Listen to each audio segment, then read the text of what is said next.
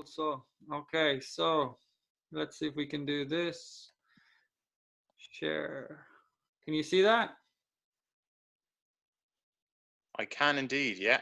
You can. All right, well, I just have to put on slideshow from beginning.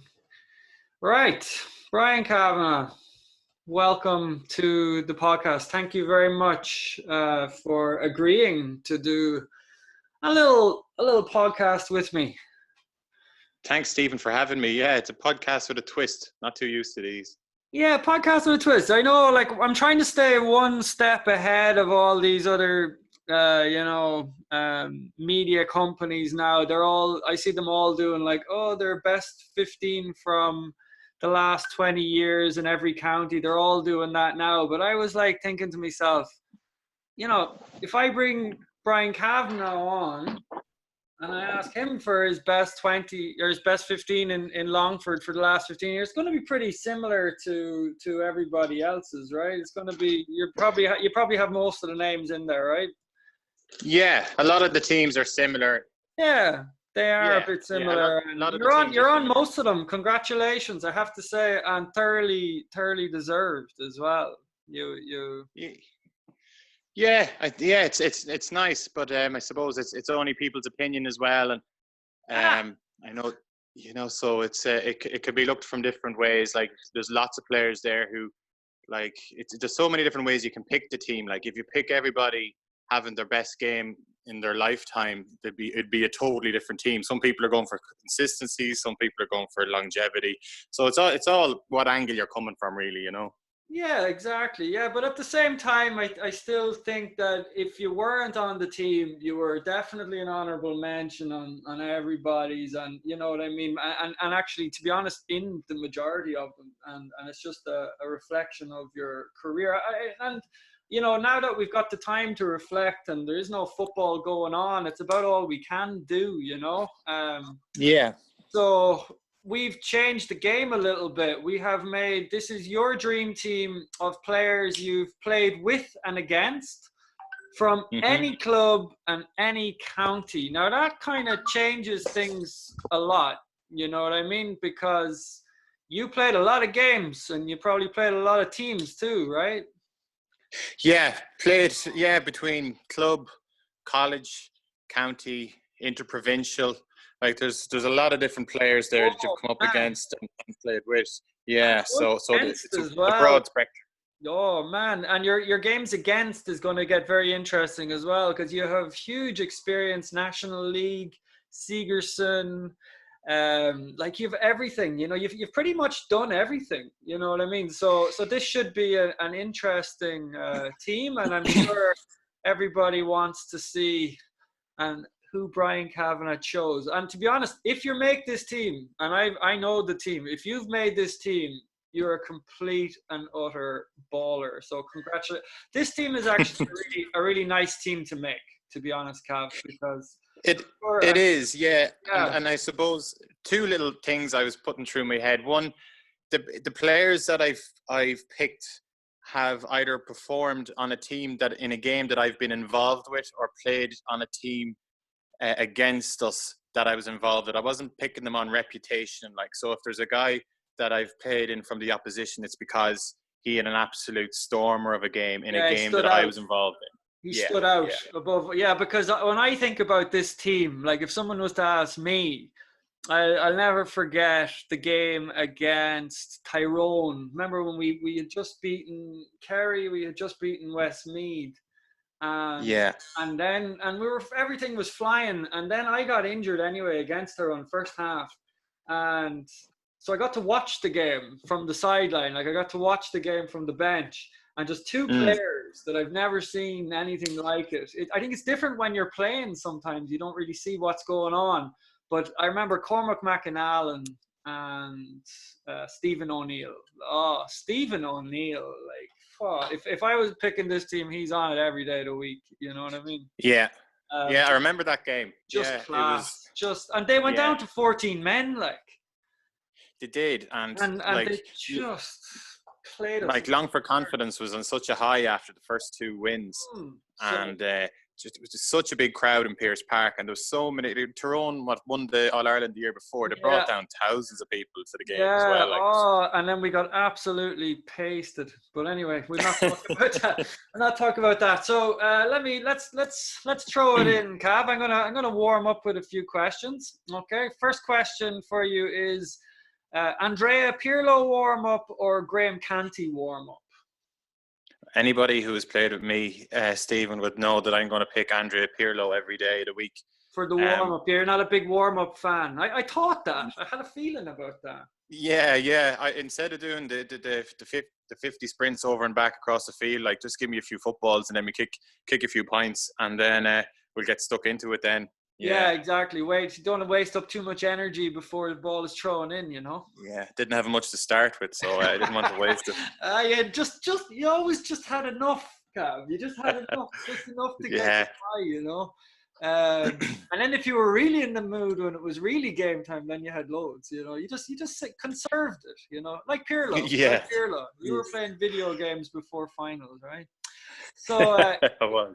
if you had an evening game, okay, so we're talking Pearse Park, lovely June Saturday evening, throw in around 5 p.m. Like, what would you do to pass the day? Yeah, I'd usually be home, but staying with mum and dad. Like, if I've travelled down from Longford the night before, I used to love the training sessions the night before games, because it involved just kicking footballs and passing over to one another and shooting points and taking penalties and having penalty competitions. And that was, if you ask most fellas who love playing football, that's their favourite training session. So that'd be the night before. If the game is at 5, maybe I would, but definitely if it was at 7, I'd go with my dad down to Arda for only 20 kicks at maybe 11 o'clock that morning. Just, it's all like visualization, just from the 21-yard line. Just kick 20 balls in and out, gone in 5 minutes, and then go back. And then I used to enjoy getting to the dressing room early, because there was a big group of us, and you probably know a lot of them. Like, you have your Berta McIlvaney's, Barry Giller and Sean McCormick's, Shane Mulligan's, Paddy Dowd's, Porrick Berry, Francis McGee, Jeremy Masson. We all grew up together. Like, we've been playing together since we were under 14. So there's always good banter in the dressing rooms before the game. So you'd have no problem going in a couple of hours beforehand just to chill out and have the crack in the dressing room and try a few games to keep you uppies before you get ready for the game. Would you eat much through the day? How many times would you eat? First thing in the morning, lunchtime, or just for the younger people listening in? Any advice? Yeah, I suppose, first thing in the morning, and then, like, it just became second nature, like, with the nutritionist telling us what to do. Like, you'd have your chicken, your pasta, your broccoli then about 2-3 hours before the game, and just hydrate. And that was probably the key. I was slow learning that, but hydration is so important, and it's no point luring the water into you the day of the game. You need to start hydration like 48 hours, 24 hours before the game, like, so you're able to, so that you're operating at full capacity then, and you're not bloated going out in the game. You know, when you were doing the kicks with your owl boy, like, what kind of kicks would you be doing? Would it just be freeze, or would you do a little bit of movement onto the left, onto the right, like, or how was that? Yeah, a small bit of movement, and just keeping them really straightforward. Like, just like I wouldn't be going down and trying out sidelines, like, right in front of the post, 20 yards out. Keep it inside your comfort zone. Yeah, and I remember years ago when I was like 19 years of age, I met Barney Rock, and who was great, obviously Dean Rock's dad, and he was giving me a little bit of advice on how he used to practice freeze. And he says, keep practicing the ones that you can always score, and then the other ones will look after themselves.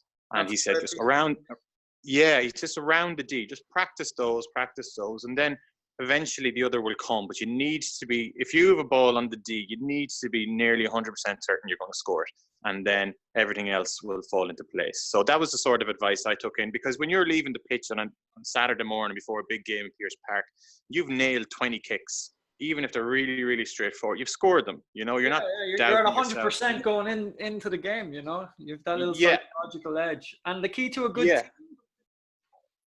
Sorry. The key to a good team. What's the key to a good team? They all need to have the same goal and the same motivation. Like, a happy team is nearly always a successful team. If they have the same drive, the same happiness, the same focus, it just makes everything so much easier in training. You're not pulling the lads along. You're not, like, falling out with fellas. It's just everybody's singing from the same hymn sheet, and it just makes before the game much more clear and concise, where everybody's listening, and then halftime everybody can take on a message, they know what the message is, and it just leads to more success on the field then, instead of lads with their own agendas and egos and things like that. Once you can eliminate all of that, like Jim Gavin loves the process, like you hear it in The Last Dance, it's all about the process. And if you can get guys who's thinking on the same wavelength, you're going to maximize your potential then. Exactly. You said there are no egos as well. So this team has no egos in it whatsoever, probably. Well, we don't know about the lads that you chose that played well in other teams, but definitely I'd say the guys that you picked that were on your team, that was probably part of it, that they were good teammates. You know what I mean? Yeah, and that was definitely a factor. Like two of the factors I also consider was, did I want them on my team? Do I want to be playing with these guys? And the second one is, the majority of them are absolute ballers as well, you know. Like that always helps, you know. Yeah. So you have cornerbacks there who are able to like sell a dummy and just pick out a pass and things like that. So I suppose it's a reflection of what I enjoy in watching in a player. Very good. And the key to a good manager? Last question. Man management, especially if you're dealing with a big group of players who want to be successful.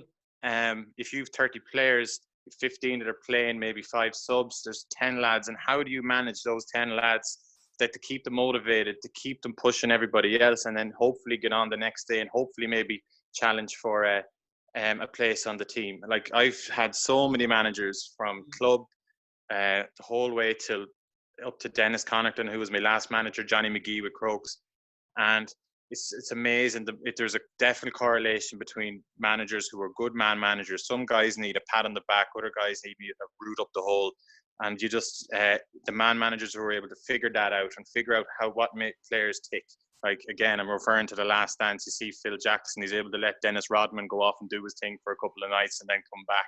It's been able to understand your players and then. I just did a podcast, would you believe, today. Now, every single technical fault that could possibly happen, I got interrupted. I had a painting disaster that I had to address in the middle of it and everything. But do you know what? In the middle of the podcast, it was about Euro '88, right? And, right. I think it was Paul McGrath. He went AWOL in the middle of it after the England game. He went off on the lock, and he missed the next round of the qualifier against the Soviet Union. Like. You know what I mean? Like, this is in the European Championships, in the middle of it all, you know, and apparently it's common knowledge and everything, but like, you know, Jack Charlton there, you know what I mean? Like, probably, and we were just talking about it, and I was like, I bet you Jack had a guy, when McGrath went off, you know, AWOL, I bet you Jack had someone there minding him, a player, just to kind of follow him around and make sure he doesn't end up in some fountain or something in the middle of the night, you know. He wouldn't be the first or the last player to have a minder on a night out, I'd say, either. I'll tell you, he played then so they had 3 group games, and the last one was against the Dutch. Now, the Dutch went on and won the tournament. But they had like Ruud Gullit dropping back into midfield into McGrath's slot. So McGrath was kind of playing holding midfielder. And right. McGrath had a tank of a game. They were very, very unlucky to lose against the Dutch. Like, and he was man of the match. You know what I mean? Yeah. But that's management. You know what I mean? Like, that's like Jack Charlton. I'd love to interview Jack. Sorry, Cav. I'd love to interview Jack Charlton. That would be great, wouldn't it? It would, yeah, because Jack comes across fairly straight-laced as well. You'd wonder that he'd put up with that sort of behaviour, but you know. But that's what you need. You need a manager who understands the players and as you said, knows who to give a kick up the arse. You saw Alex Ferguson with Cantona, remember, after the Kung Fu kick as well. You know, like, that's the highest level. You know what I mean? But in GAA, it's the same principle. You know, you need a good man manager, knows who to take care of and who to get on their case. Right, perfect, Cav. Are you ready to go with your team? I'm ready to go, Stephen. Yeah. Right, let's start. Goalkeeper, Damien Sheridan gets the nod. Damien Sheridan. And I'll go in reverse order real quick, Stephen, and then I'll finish off with Damien on a crescendo. Vinny O'Rourke, goalkeeper with Arda. He's Granard man like yourself. Yeah. I just really enjoyed Vinny. Was probably one of my favourite goalkeepers to play with, especially in training in Arda, like, because I'd be full forward and he'd be in goals, and just kept everything positive all the time. We won an intermediate championship that year, so I said I'd give him a shout. I had him on, but he was my goalkeeper in the Longford thing because he was class. You know what I mean? Like, yeah, really. he was class, and he just oozed calmness as well, and that just filtered out through the team. Slick. Yeah, you need that from your keeper, I think. That positive kind of, I think it's very important. Your goalkeeper, yeah, as you said, it just filters out then. He was very confident. He was very confident, yeah, and he never lost a rag if there was a point or two in it. Like, he just kept it cool, and he just gave us that extra 5%, I suppose, when he joined Arda. Paddy is like one of the best short kick out goalkeepers I've ever worked with. Really, really much improved shot stopper as well. Like, he's definitely an area of the game he's got better and better at all the time. But his short kick outs are just excellent. When in an age where ball retention is the new go-to for goalkeepers, like, he's excellent on that. I put in Stephen Cluxton as well because we played the Dubs a few times, and Cluxton in goals, and being full forward for so many years, you think like you've read every goalkeeper's sign and what they're going to do and where the ball is going, and like between splitting defenders and pushing up and kick outs and trying to read where it was, he was one keeper that I just couldn't crack. You know, the way you might send a signal out to the midfielders or the half forwards going this side, or this is where he's going. He just hit it so well. And I remember up in Croke Park, I was thinking, right, I'm going to give this lad lots of it now. I'm not going to let him take any short ones. And he just ping it over your head and you just can't reach it, or he'd do all the visualization one side and then banging out the other side, or look like he's going short and then he just kicks it 50 yards. So he's just incredible man, probably the best goalkeeper of all time, I'd say. But the guy who makes my team is Damien, and I've shared many great days with Damien.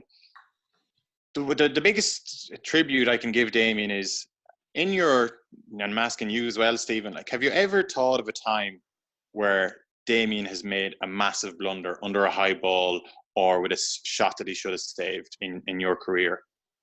Well, I tell you, he's like Mr. Dependable, like, you know, Mr. Reliable. I know what you're talking about, Cluxton there. Now, Cluxton is like, it's like he's playing chess, Cluxton, and he can be very spontaneous as well. Like, he's able to just throw the ball down and he'll just kick it quickly. He can do real quick kickouts, and then, as you said, he's always kind of a few steps ahead of you on the longer ones. He just has everything. But Damien, yeah, he's just, as you, it's exactly what you said. Have you ever remember a big blunder or anything? No, because he was even liable to run out with the ball every now and then and go on a bit of a run, but still he was safe, you know. He was safe, and like, he's a great man to have in your team. He's so positive, so focused in training, and could kick the ball an absolute mile, which suited some of our midfielders as well. But yeah, anytime you'd be picking a team, Damien Sheridan, like, he's never going to let you down. Like, he's a great man to have in your team. Yeah, 100%, and had a long career with Longford, and has played for years and years and years. Yeah, just quality, yeah, and good shot stopper. Yeah. Great shot stopper, and unbelievable under high ball. When it's coming in, he'd either fist it or he'd catch it himself. And the reason I knew that he was good under high ball, I never panicked when I saw one going in. And that's just from years of him dealing with them, and there's no soft goals going in, which is just Perfect. A testament to him. Excellent. Good man. That's a great start. So, yeah, Paddy Cullum, honourable mention, Vinny O'Rourke, Cluxton, but Damo Sheridan gets the nod in nets. All right. Who's next? We're on to right corner back. Right corner back. You went for Paul Griffin. You want to talk about your honourable mentions first, or do you want to talk about Paul Griffin? Yeah, I'll go honourable mentions. As I said, I only included players that had big games against me. And I remember the All-Ireland club final, and I was marking Francie Bellew and thinking, I looked at him, just sliced him up and down, because you knew him from the telly and won an All-Ireland with Armagh. Going by reputation. Yeah. And like, socks sort of higgly-piggly, and it nearly looked like he had gravel on his boots. He was just thrown together there. But I remember thinking that we picked the men that we were wanted to mark. So we stayed in a huddle until they lined out, and then we went to the men that we were assigned to mark. And I was assigned to mark Francie. And I remember we brought out the whole half forward line, and it was just myself and Francie, and then there was another guy marking Mark Vaughan in the other corner. And the first ball, I remember getting it handy enough and maybe laid it off or something like that. But it's nearly like he lets you have one ball just sizing you up. Because I came back into him and he just hit me. And it wasn't one of these dramatic punches. It was a dig into the ribs. And it must have winded me for about close to 10 minutes, this dig. And I didn't mark him in the second half, but any man that he marked, he was able to nullify. And he sizes you up for like 5 minutes, 6 minutes. And then he just figures out how he's just going to take you out of the game. And that's probably the highest compliment that I can give him. He nullifies threats, which is a great thing to have in a team. Well, he had a long career, didn't he? Like a really solid, like again, you're talking about solid. You would never, if you were managing him, you weren't having to worry about, you didn't have to worry about him. Yeah, and I remember in the All-Ireland final, he was marking Mike Frank, and Mike Frank Russell ran him around a bit in the first half, and Pat Spillane came out with a big famous saying at half time, like my granny would have more speed than the Armagh full back line and she has arthritis. But in the second half, when you think back to that game, Francie had an absolute stormer on Mike Frank. And it was like that he figured him out, and then he just took him out of the game then. So that's as high as a compliment I can give to Francie. Yeah, 100%. And then David Henry? David Henry, yeah. David Henry, I played with him in Pats Drumcondra. Right. Great hurler, great footballer. Marked him a few times for Dublin as well, but he was nearly the go-to guy if Cluxton got a ball in the early years to give to, and he would just like weave his way out of defence, sort of Declan Riley-esque, and he could sell dummies and just create an overlap and get the Dubs going again. And he was just so good for us in college as well. And he's probably one of these players that went under the radar because he wasn't probably kicking the big scores or doing the big catches, but just a great man to carry a ball and just alleviate pressure off the defence. Perfect. And then the Paul Griffin. And when I moved to Dublin, it's amazing the difference you could see in players. Like Mossy Quinn's probably reputation outside of Dublin is free taker, does all right, good for like mightn't score every free, and good player, very good player. Then I saw him in club football, and he's just different level altogether. And Paul Griffin was the same. Paul Griffin was an outstanding cornerback for Dublin. Like, always picked up the danger men. You're talking about your Stephen O'Neills, your Paddy Bradleys, your Stevie McDonalds, all of these guys. Tough job. Tough job. But when he was playing for Crokes and when I played with him, he was our captain. He never raised his voice. He was one of the first few captains I've come across who never raised his voice and just led by example on the field.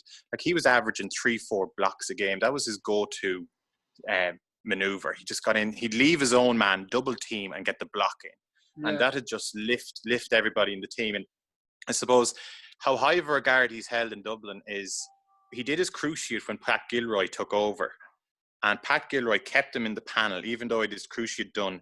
And it was Paul Griffin who did the speeches before the game and at halftime in his low-key voice and just delivering messages. He was just so well respected in Dublin circles, and that's how highly Pat Gilroy rated him as well. Yeah, and was he playing in your All-Ireland club final?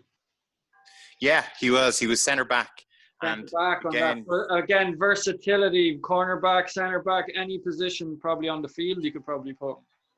Yeah, it's like, well, it's who we wanted to mark. We needed to take John McEntee out of the game. So who do you go to? You go to Paul Griffin. Paul Griffin will do that job for you. So he just do whatever you wanted him to do. Really, really top fella.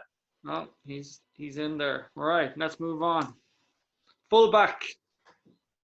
You went for Longford stalwart, Barry Gilleran.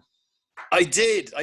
Yeah, and I'll get to him in a second. The honourable mentions.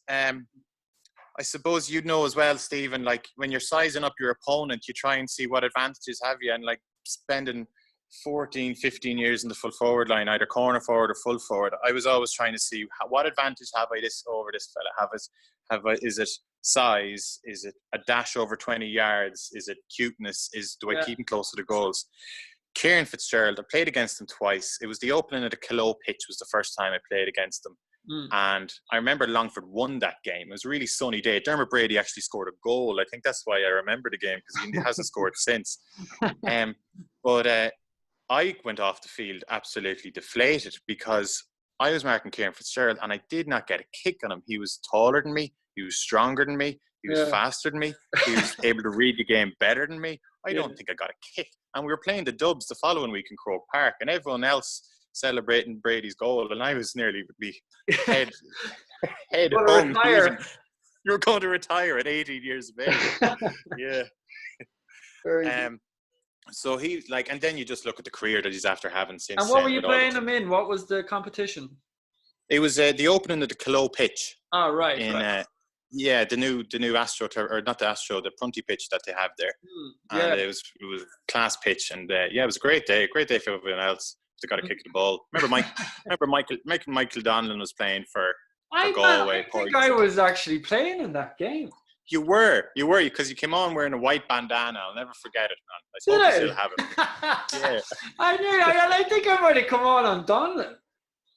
Yeah, I remember you coming. I remember you playing that day. Yeah. Jesus, what year was that, man? Good Lord. That's 2005. God, man, how did 2005.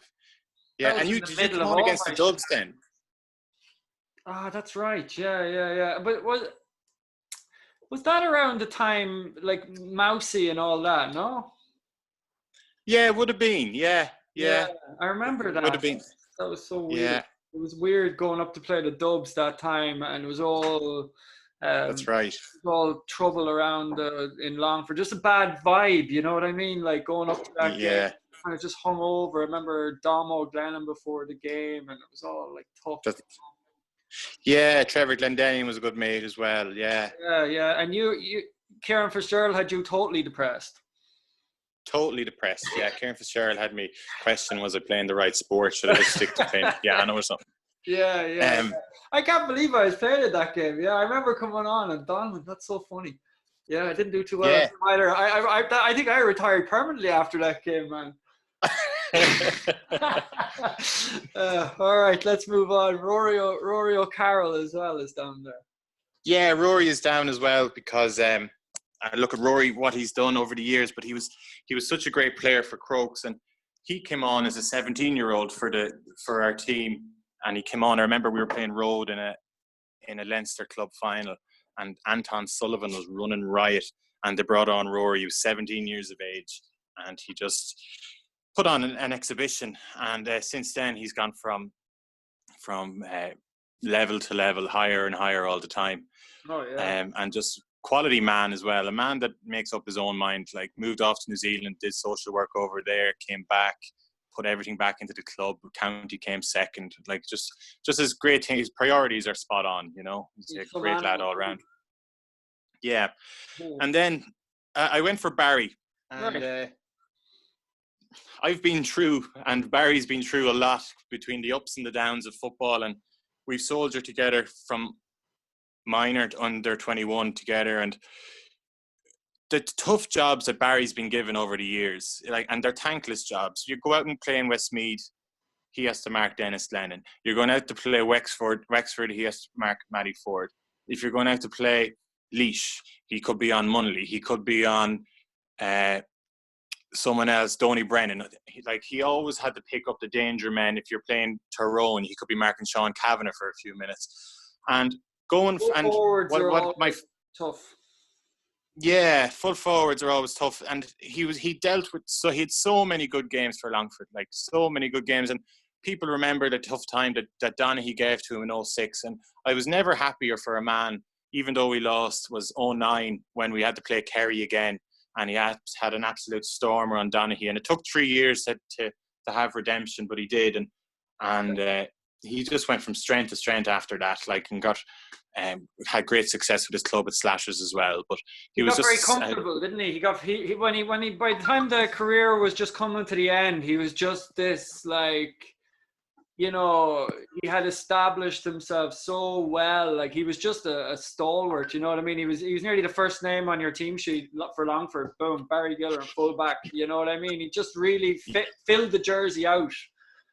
Yeah, he was very comfortable in his position, but he's a great man to have in your team. Like, he's very positive, very calm, controlled, and talks very well. And if someone gets a bollocking from Barry, like, they deserve it. Like, it's not as if it's their first time to make a mistake. If they're doing something wrong repetitively, then Barry let them know. So he's a good man to have in your team. He keeps everybody in shape. Yeah, 100%. No, they're all the three of them now. I'd love to watch that Kieran Fitzgerald game back again. Does anyone have a video here? Declan Gilmore, do you have a video of the opening of Cologne pitch there a few years ago? Yeah. You just have a montage of Kieran Fitzgerald coming out with the ball. Yeah. Probably busting me or pulling me out by the bandana at some point with you in one arm and me in the other. Very good. All right, move on. Now this is again Declan Riley. Good Lord, everybody. All right. Anyway, we'll go to your honourable mentions first. Okay. Yeah. Keith Higgins, played against him once, 2010. He spent most of the match, I think, marking Sean McCormick, and I was on Cafferkey. But I remember switching over for a few minutes, and I just spent 10 minutes running after him down the field. Phenomenal player. Eventually got sent off, I think, against us in that game. But just electrifying pace, just so fast. And if he makes a break from cornerback, you just need someone else helping you, because he's just going to burn everybody on the outside. So he was just quality player. Went on to have a great career, and still is having a great career. Joe Higgins, Laois, back in the early 2000s, mid 2000s, when we played Laois quite a bit. Joe Higgins was just a nightmare to mark. Very similar to Declan Riley in stature and the way he played. But Joe was teak tough. Like, he was a boxer, and he tackled so hard. And the amount of dispossessions he'd get, like, you try and break a tackle and then he'd come in with the fist. Suddenly the ball is popped up and it's a turnover. And that's probably what he did more than a lot of cornerbacks that I played with, is that he turned you over. He didn't just stop you from scoring or turn you around. He actually took the ball off you and then just went off down the field. Would he have been on those Laois teams that won the Leinster? Yeah, he would have, and he got an All-Star as well. Yeah. Got an All-Star. Sure, two of them have All-Stars there as well. And I'm sure if Declan had got, maybe sometimes with Longford, if we had got that extra step, he'd have been in contention for one too. Class player. Yeah, class player. I spent 12 years training with Longford when they're picking the backs and the forwards, and they say, right, forward line, go in there. Everyone veering towards the corner that Declan Riley wasn't in. And that's the biggest compliment that I can pay him. So light on his feet. Like, people say that he was small in stature, but he had a serious leap on him. Like, he was able to get up really, really high. Always able to mark his man, come out with the ball, win a free, slow things down. Very clever footballer. Just had it all. You know, when I was looking for the photo for him this time, I was just looking at some of, like, you go on Google, kind of look and try not to steal photos from people that I could get in trouble for. But like, it's like he's marking Jason Sherlock. He's marking, like, he's got, you know what I mean? Like, if Jason Sherlock is going on the field, who are you putting on him? Declan Riley. Exactly. Yeah. Declan Riley. Yeah. Like, my experience is playing against him, and I've played against him loads of times in training, is if you try and, like, if you know the way some players have go-to moves, they might have a dummy hop or a dummy solo, or you drop the shoulder.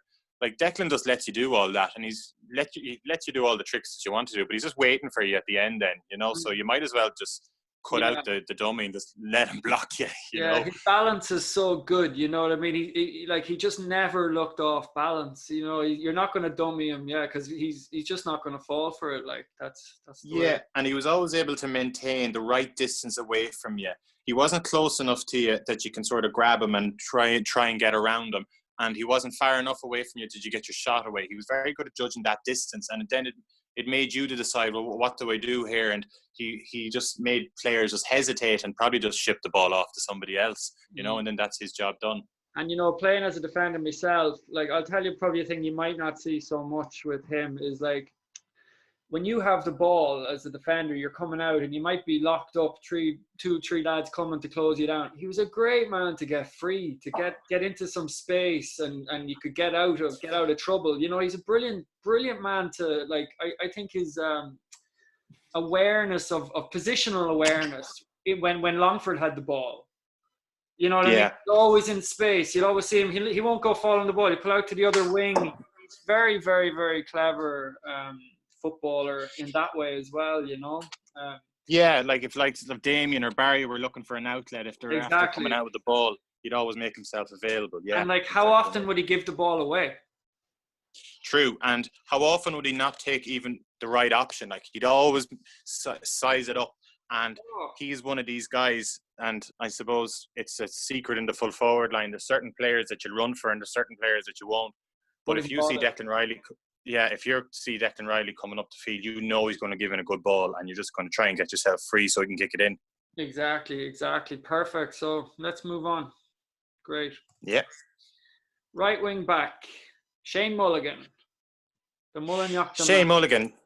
Yeah. I threw in the honourable mentions. Kevin Nolan. Played with him in New York with Longford and played with him with Crokes. Great player, great clutch player, like scored the equaliser in the All-Ireland final.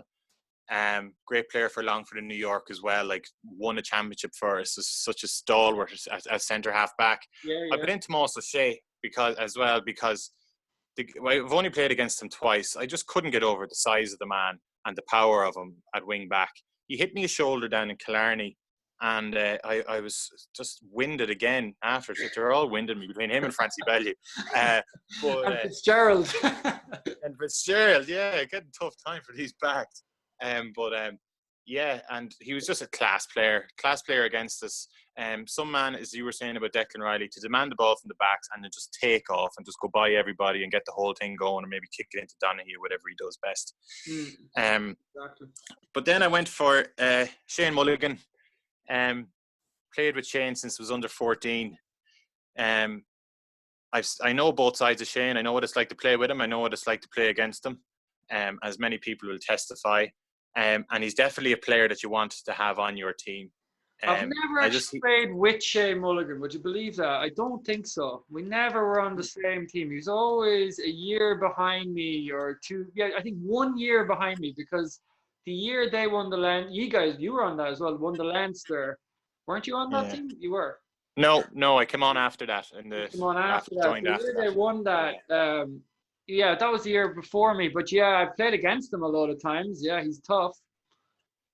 Yeah, he is tough. Yeah, and he loves a bit of verbals as well, which is no harm. He loves the verbals. Yeah, definitely. He tried to get them out of me. You were too chilled out for him, Steve. I was so chilled out, but he still played very well. So there's not really. I think half the time he's motivating himself too. You know what I mean? He's getting himself kind of psyched up too when he's doing it.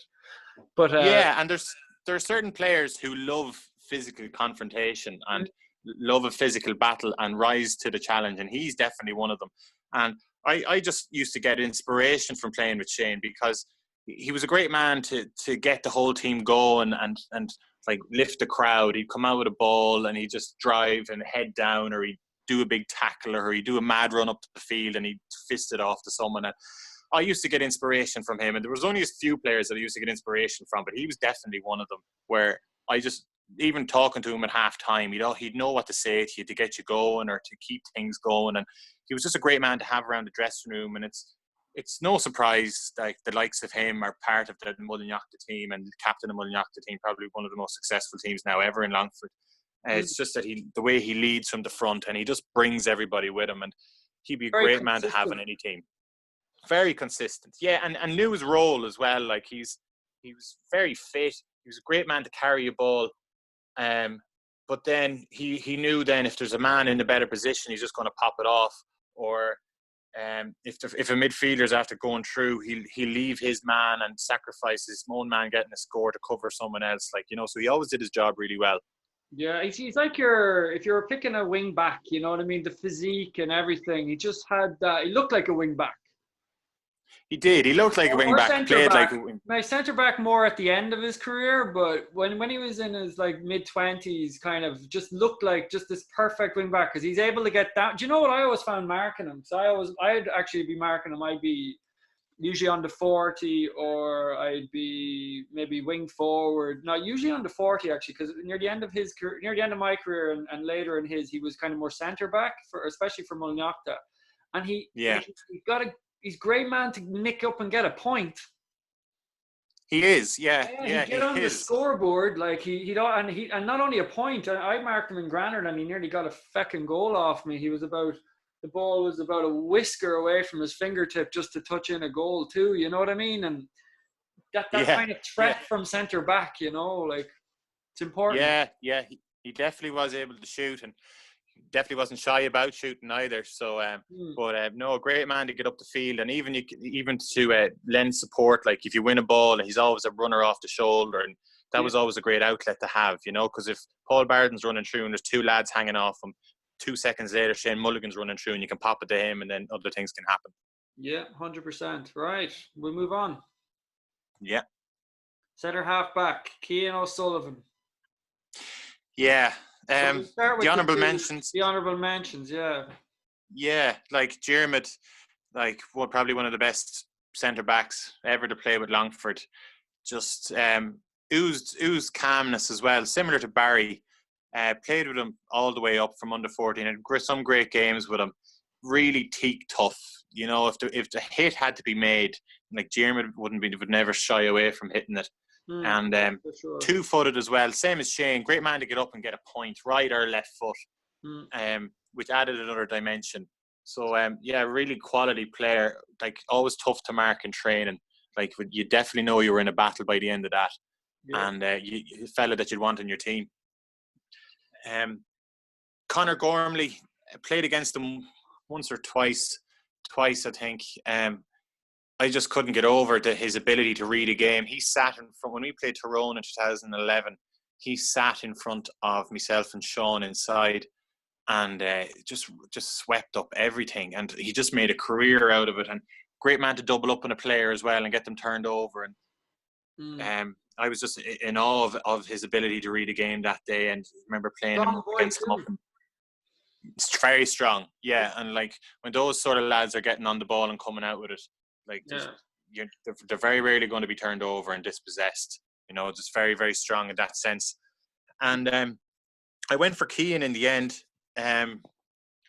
Cian, the best way, one of the ways I can describe Cian is I remember Crokes were playing a league game down in Silver Park, and a friend of mine just went along to watch it, and he knew nothing about football. He was into athletics, and he watched Cian O'Sullivan play, and he just said after the game, he said, that guy has a Rolls Royce engine, and that's probably his greatest attribute.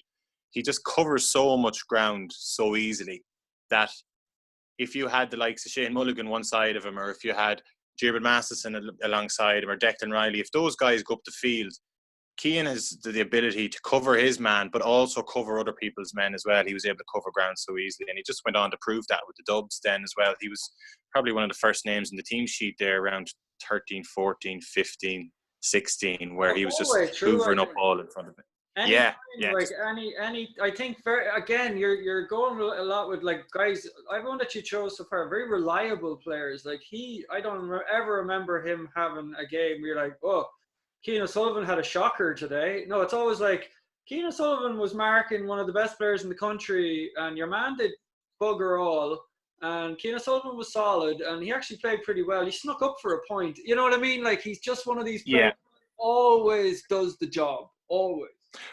Always does the job, and knew his limits as well. Like he wouldn't be going for this 60-yard pass. He'd fist pass it off or go for a 1-2. Great man to carry a ball, but he just gave everybody else a license to attack, because if there was an overlap or if someone broke through, he always backed himself to have the speed to get in, get the hit, get an interception, and that's the main reason I had him in for centre back.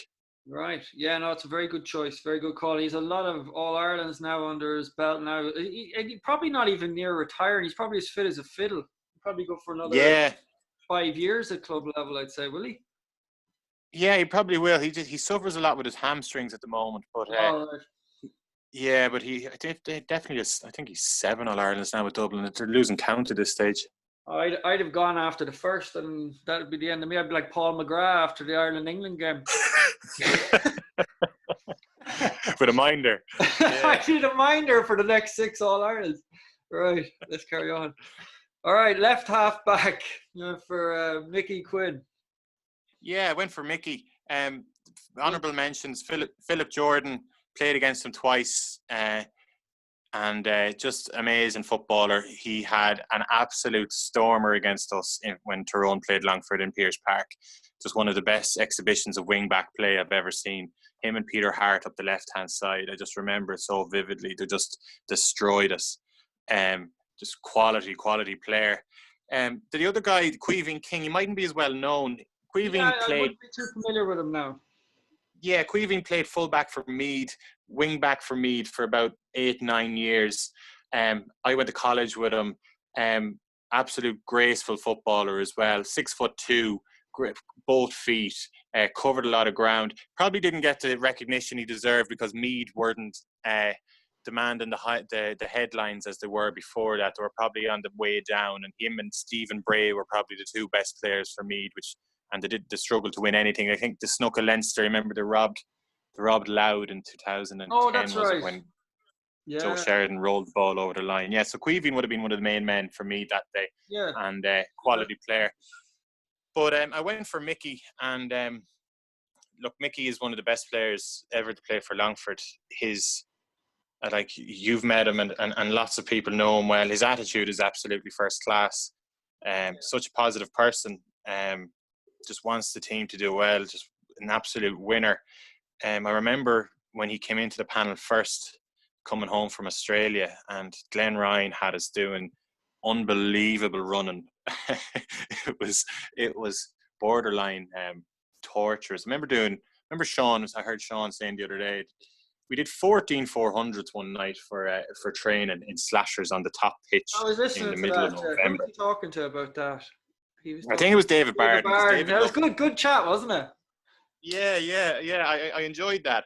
And sure, the 2 boys loved the running. And I remember Mickey coming back. And what struck me about it was, like, we'd all be fine for a couple of 400s. But, like, 14 of them. I remember Mickey he had the heart monitor on the stopwatch. His 14th 400 or his 10th 400 was just as quick as his first. He just was...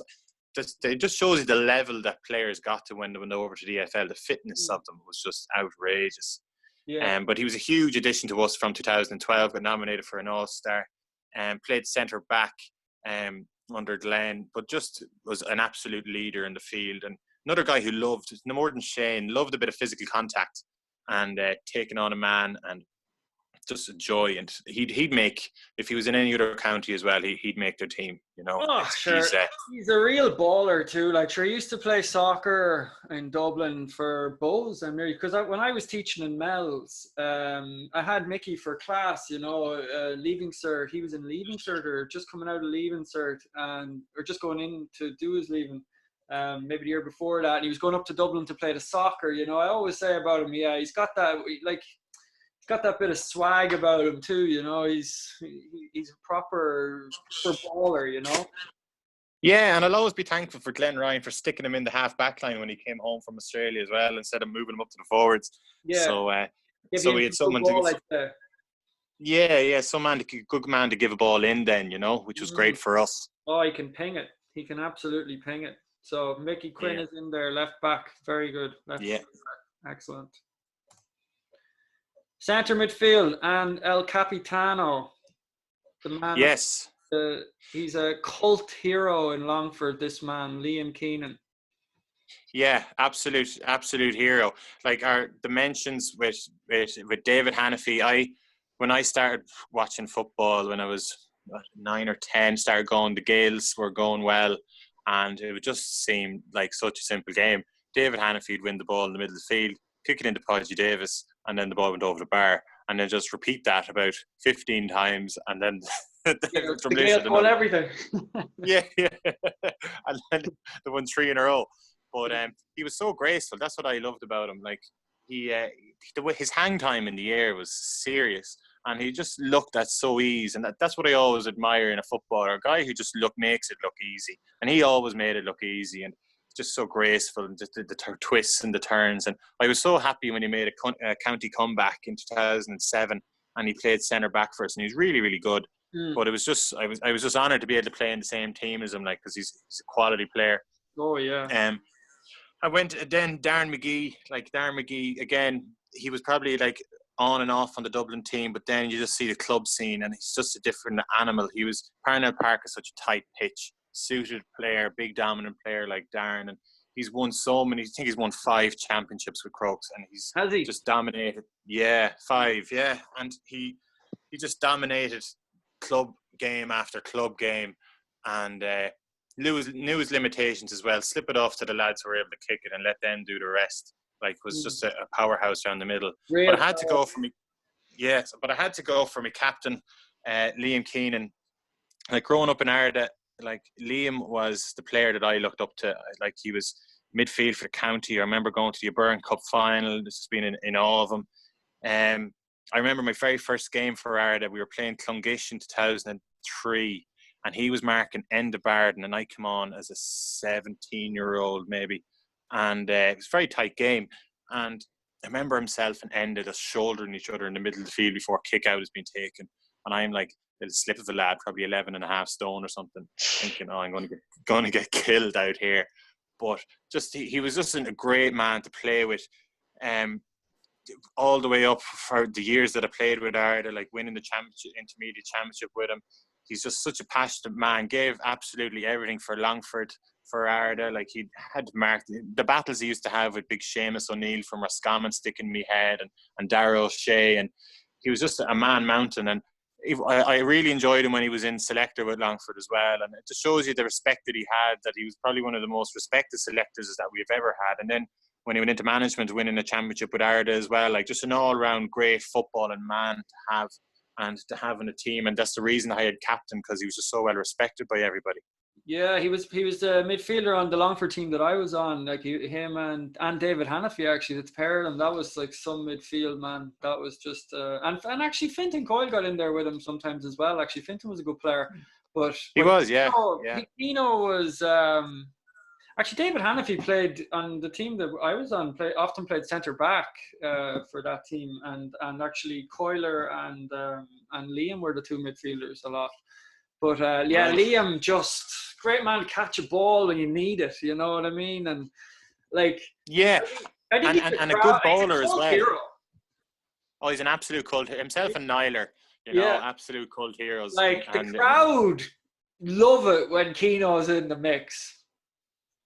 Yeah. when the ball's around Keno, someone's on the ground, he's holding the ball. It's just like, what's after going on there? Yeah. Got a good belt, but that's part of the game. They were back in the, they were good old days. Yeah, I just thought he was a real, like, the crowd responded to him. Like, they always. He did, yeah, because he was giving it everything, Yeah. And he wears his heart on his sleeve, and if you're not producing it, like, you're going to hear about it from him as well, which was a great part of his game as well. He kept everybody on his toes. Yeah, 100%. Keno captain. Yeah, great call. The other midfielder, Michael Dara McCauley. We'll go with the honourable mentions. Honourable mentions. I'll fly through these because Eamon O'Hara. You have to run, do you? Played against him twice. You want to pause and we'll? No. We're all good. Oh, we're all good. We're all good. Eamon O'Hara played against him in the qualifiers in 2005 and numerous times in the league. He was just so good. He could play anywhere. You could play him centre back. You could play him midfield. You could play him centre forward. Like an absolute leader for Sligo. Yeah, if you wanted to beat Sligo, you needed to take him out of the game because everybody looked up to him. And he could win a game on his own, and that's probably the biggest compliment I can give him. That he just he carried the whole county, and if O'Hara produced the goods, Sligo were going places. So I remember we used to focus on just trying to keep the ball away from him. It was nearly like years ago when hurlers tried to keep the ball away from Brian Corcoran from Cork because he was so good. And it was the same with Eamon O'Hara with Sligo. If Damien Sheridan sees Eamon O'Hara one wing, you're kicking it the other side every single time. He's about 36 or 37 there, and he looked like he's as fit as the 20-year-olds. Some man just to keep... Benjamin Button, with great tan on him as well. Always had a great tan. Jesus, where did he get to? Well, I suppose he's probably up climbing Ben Bulbin there of a Saturday just for the cracker running up it. There's a few of the Sligo lads that always had a great tan. It must be, I don't know, Chartbusters maybe. Yeah, but then Bernard McIlvanney. Neighbour of yours there in Ballymore. Yeah. I just loved playing with Bernard. He was such an easygoing fella, but like always did his job. I remember I heard Trevor Smullen describing him so well. He's 6'2", but he plays like he's 6'6" because he had such a leap on him. He was able to time his jump really, really high, and he was the perfect foil to Liam, because Liam was the big dominant one in the middle, and Liam Keenan, and then Bernard used to be able to work around him and then drop back, help out, and he used to have great left peg in him as well. His left foot was so good that he used to take the freeze for Longford as well on the left side, so he's very accurate. Now, great man to give a ball into you then. If you've got a guy with good vision, he was a real footballer, like, you know what I mean? Great vision, going to give it in properly to you. He had that left foot, you see, so... And he used to wait until the right time was to kick it in. He wouldn't just lift the head and then launch it in. He'd wait for you to break away from your man and then kick it into space. And you need those intelligent players out the field to be able to do that. Top player. And then Michael Dara McCauley got the nod. Yeah. Again, he's one of these players, when you see them up close in the club, you just realise why he's winning footballers years and playing for Dublin. In 2010, we played Ballyboden 4 times, 3 replays, and then finally they beat us in the 4th game. And he was just after finishing up with the basketball and starting to get really serious into the Gaelic football. And nobody knew about this guy who looked so awkward on a field, running around, hopping the ball over his head, not barely being able to solo. But he just got better and better. And what he brings to the table, and I'd love to have him on the team, is his ability to break a tackle is second to none. I've never seen anyone else better at breaking a tackle. If he gets the ball and gets a head of steam up and someone comes to meet him, he gets through that and then he pops it off and there's an overlap and then suddenly you start getting goal chances. And that's why he's so important to Dublin. When he's going through the middle, someone has to go to him and he pops it, because he knows his job, he knows his role, and he lets the other boys do their stuff. And then from the basketball as well, so bouncing it and then getting the hand off, getting the ball off properly. Yeah, very, very good player. Yeah, very good with his hands. Like you don't see him give the ball away. Like he's a lovely sidestep as well. So quality player, and I just haven't seen played against him for the last few years. Just think he's probably one of the best of all time. The engine, serious engine. Like an articulated lorry, man. Yeah, honestly.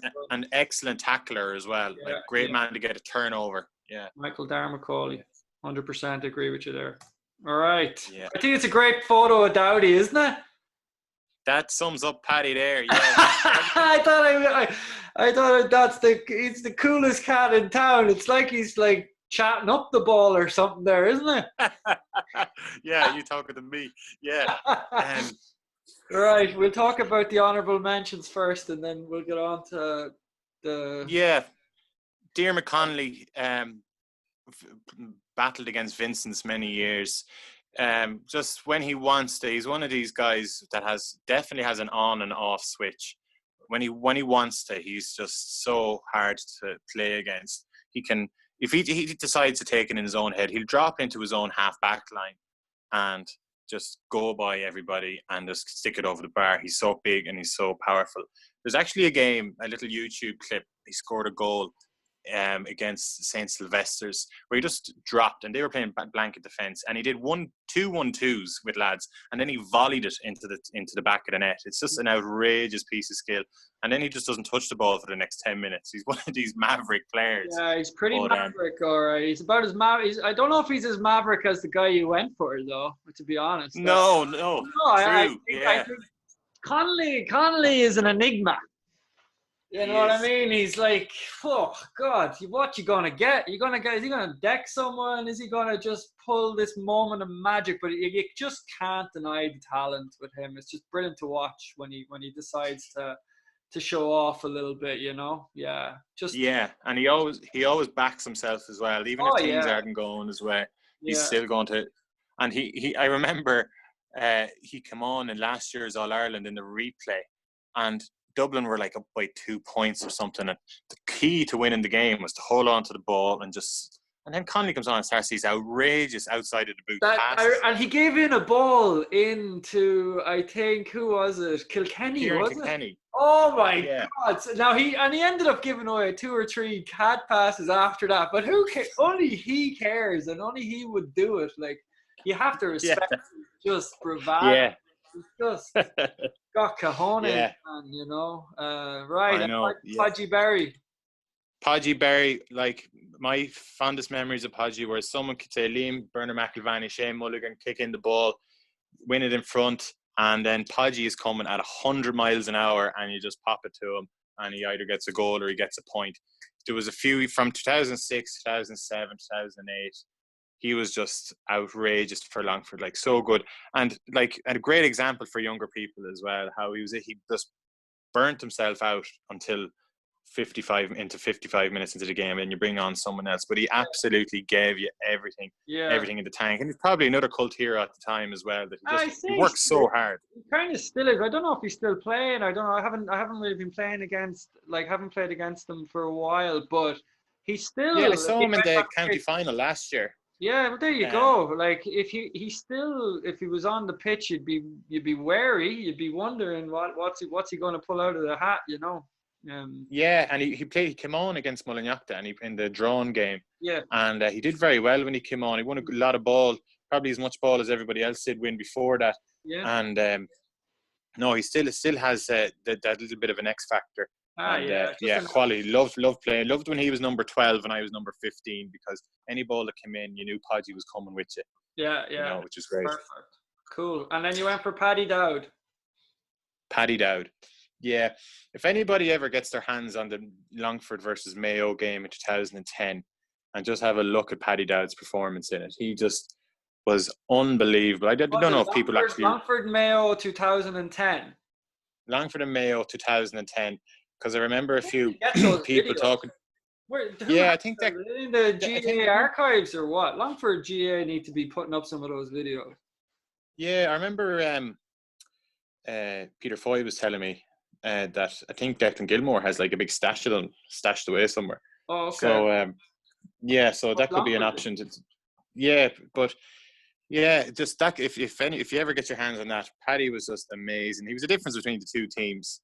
And it's one of his best games for Longford, and he was a joy to play with, like an absolute baller. Like even near the end of his career, when he had a sore back and he just didn't need to bend down to pick up the ball, he just flicked it up with both feet, like little things like that. He was class, great man to play with, great personality.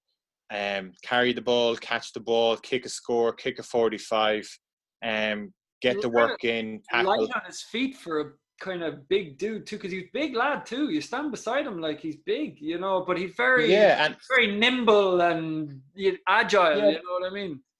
Yeah, that's probably the soccer, wasn't he? Quality soccer player. Yeah, and that probably stood to him with the quick feet. But just an absolute hero to play with, and great man to give in a ball. Like, I'm biased with some of these lads with the delivery that they're able to do, and just if Paddy lifts the head, you just make a quick swivel and he pings it into you, you know, and he's just class, really, really good. Total baller. Centre half forward, Paul Barden, vice captain. Honourable mention, Kavanagh, Francie McGee. Yeah, Sean played against us in 2011 as well.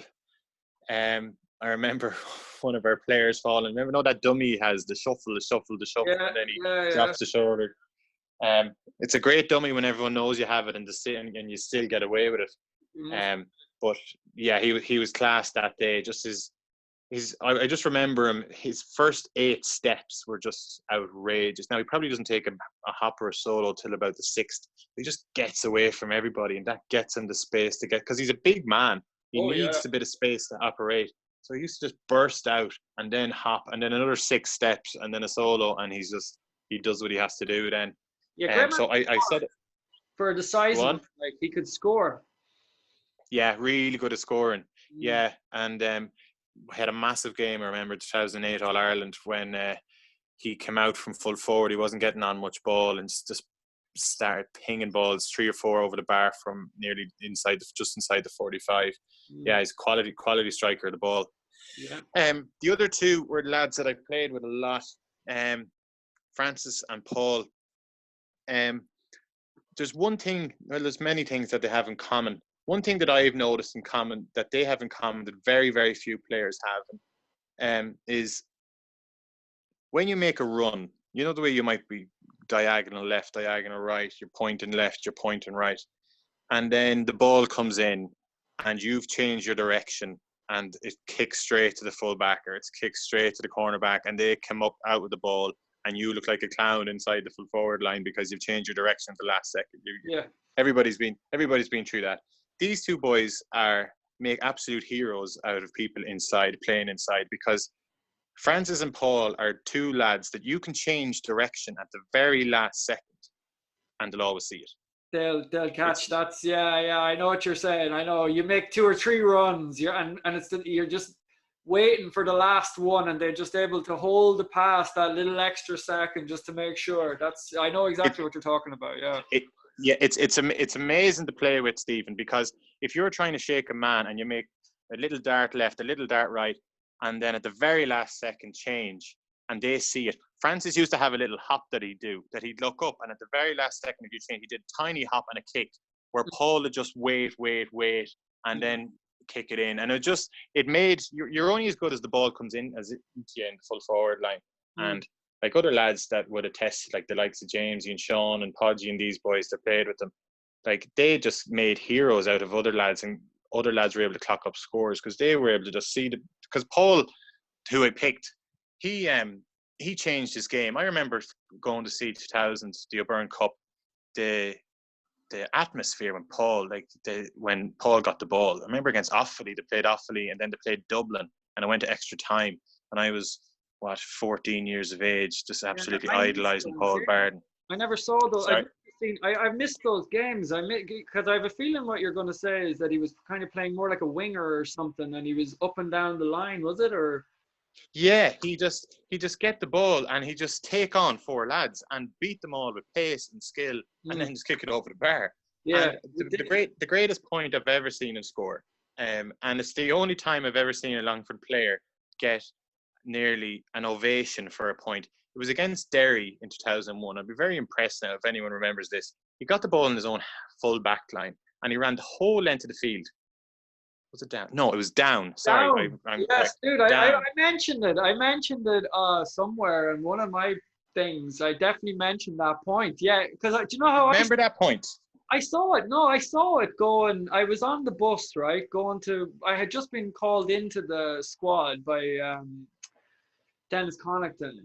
And I didn't know, man, when I joined the Longford team, I didn't really know anybody. Like all these games you're talking about, I didn't go to any of the games. I was playing soccer or whatever. So I'd heard a lot about Paul Barden, but I hadn't really seen him play. I didn't see any of the county finals or any minor games or anything.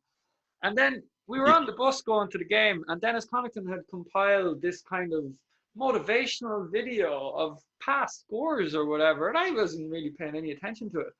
And then it's the game you're talking about. Down, he caught the ball in under his own goal post, or he either caught it, and he ran the whole left-hand side of the field. Were you at that game? I was at the game. Yeah, I was with my dad, and I remember. Yeah, I saw it, and I remember he ran up along the sideline where the dugouts are, and then he cut in, and then he did a dummy and he kicked it over. But what I couldn't get over was he got a huge cheer, and then the cheer started getting louder as he made his way back out to his position. And the goalkeeper had the ball kicked out, and they were still cheering his point. It was just, it was a moment. It was the longest ovation I've ever heard for a point, and well, richly deserved. It was the longest ovation I've ever heard for a point. Pure pox that I saw that, because I was just brought into the team, and then there was this compilation, and I wasn't really paying much attention to the video. I wasn't, and then just as like gets the ball under his own post, jeez, he's off. And then he was at the wing back position. He's still going, and it's like the down boys were trying to cut him off on the wing. Like they were just coming, trying to cut him off. And then every time he tried to get closer, he just put on another bit of gas. He was gone, and they were just falling behind him, man. It was mad. Yeah, it was amazing. And the Paul Barton then was changed his game and had so much more to his game when I was playing with him as well, like, because he was more of a link man between the Declan Rileys and the Cathal Conifeys and these boys coming out of the ball. Paul would win the hard ball, and instead of taking on his man every time like he used to lift his head and ping it in, which was great for us. So, because I suppose he didn't want to be, he was so good that you could never class him as a one-dimensional player. Like, he could still take on his man, but he was able to just check, stand up, and then just ping it in, and then probably follow it in after then to get the return or whatever. Just top notch. Yeah, and as you said, when you're making those inside runs, that he's able to delay the pass to the very last second, because I know what you're saying. If you change your run at the last moment and the guy kicks it to the place you had been running to, then you look like a complete and utter muppet, and everyone is giving out to you. You know what I mean? Yeah. And it's a bit of a sickener, I'd say. And then you're probably marking some little shit like Keith Higgins, who's going to go and run the whole length of the field and fist it over the bar. Yeah, exactly. Yeah, and then you're the worst in the world. Oh, then you look like a complete muppet. So yeah, no, Paul, you got the nod because you didn't make Brian look like a muppet. Yeah, true. He got it for the point against Down. That was I can't believe you were actually at that game. That's brilliant. All right, and I didn't go to too many games, but that was one of them. Very good. Rory Kavanagh. Yeah, all Ulster here, just after noticing. Oisin McConville, probably the greatest clutch player that I've played against. Like, clutch as in, when a game is in the melting pot, who's coming to demand the ball, who's going to take the shots. Michael Jordan, like third and down, and like fourth and 10, like with Tom Brady, you know. He was just a great man. When we played against Crossmaglen, and we had a few times, it's just he lets everybody do their own thing. He was coming near the end of his career, let everyone do their own thing, and then with 5 minutes to go, if it's a draw game, he just starts demanding the ball and just taking shots, and more often than not, they were going over, and that's why they were winning so much. Had a great career. Marty Clark. Marty was over in Australia for years, but after that game we were talking about against Mayo in 2010, we headed up to Newry, a really, really wet day, in the next round of the qualifiers. And we were feeling good about ourselves. Like, you're after beating Mayo, you're doing well. And the difference between the two teams was Marty Clark. He was just outrageous with his left peg. Ran the show for Down in the second half. I think we lost by 4 in the end. But the difference between us was we played well. Like, majority of the players played really well. They just had Marty Clark. And sometimes you just have to hold up your hands and say we're beaten by better players. And he definitely was a step above anything we were producing that day. I think he has an All-Star, doesn't he? And does he have an All-Star? Did he have All-Ireland? Did he? No. No, they lost the final to Cork. Final, but he was a star. He's just top notch, man. Class. Yeah. Just makes it look again. Yeah, pure class. Yeah. And Rory Kavanagh. Yeah, Rory Kavanagh from Donegal. Rory came to Pats when I was in college there, and nobody knew him at all. Nobody heard of him. And I remember he went out and he played, I think we were playing maybe Dundalk IT or someone like that. And then they threw in this guy, Rory Kavanagh, midfield, and he was just absolutely awesome. Very, very similar in style to David Hanafy. Just glides in the air, just goes past players. left and right foot, kick a score. And it just, what we saw then and what we played with that year when we played Sigerson, we realised that it wasn't a fluke, and he went on to win an All-Ireland with Donegal and All-Stars and things like that. But he was such a humble man when he was in college with us, and he had none of the Donegal recognition at all, but we could all see it. But he was just a top quality player to have. Again, gave in, absolute baller, gave in a great ball, and just was able to score as well. And a great man in the dressing room. You know, he'd probably get on well with the lads. He's a soft spot for Longford. Yeah, sound man, I'd say. And like, but as you said, like, all reliable there. When Donegal ever were in a bit of a pickle, or I'd say he was nearly the first name on Gallagher's team sheet. Yeah, and like you could play him wing forward, you could play him. What was their manager's name? Sorry, it was Rory Gallagher and I can't remember. Jimmy McGuinness. Jimmy McGuinness, sorry. Yeah, McGuinness. I'd say he was the first name on Jimmy McGuinness. He was just brilliant. Just like mature on the ball, like very clever, very not stupid with him. Never, and big too. Big too, yeah, and great man for the big game. Yeah, you know, he wouldn't get rustled, like, or he wouldn't get nervous if it was an Ulster final in Clonus or an All-Ireland final in Croke Park. You know, he always kept his calm and played like that. Yeah, huge. That's a big call, by the way, because he's after squeezing out two unbelievable players, so he must be absolutely unbelievable. But sometimes you have that, like with you, like you have that little bit of inside knowledge on him. You know what I mean? You have a close, you've seen a very close hand, and that's probably what got him the nod there. Yeah, and then especially when you've played with them, you appreciate them maybe even a small bit more. And you just seem to appreciate the lads that give you a good ball. Man, I just want a load of lads to kick in the ball. Like, I'm not on this team, so it doesn't matter who to kick it. Yeah, perfect. All right, let's go. Paul Mannion, right corner forward. Honourable mention, Desi Dolan, Ross Munnelly. Yeah, Desi Senior used to train Arda, and Desi Junior used to be there kicking the ball around the place when he was 15, 16. And he's a close connection with Arda, but he's just been a class player. Anytime we've played Westmeath, you're sweating about Desi Dolan, like what's he going to score today? And probably who's marking him? Declan Riley, maybe. Probably and you'd Declan be right Riley, there. And then if he pulled out to the half forward, I'd put Mulligan on him. Yeah, tough. He's so clever. Such a clever footballer. Both feet. Oh, he's a danger.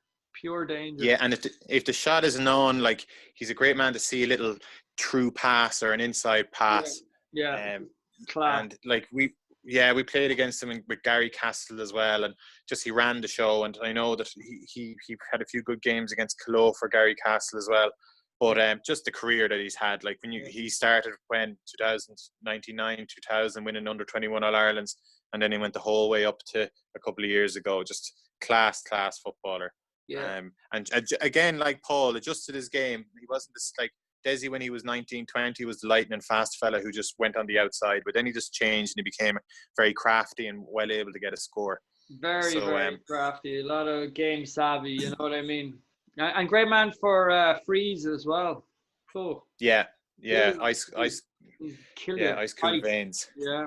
Ross Munnelly then from Laois, right? Yeah, Ross, left-footed, just has had an amazing career. Like, we've played Laois, as I said before, like many times, and it is a headache. It's a Declan Riley. We need to get Declan on the job here as quickly as we can.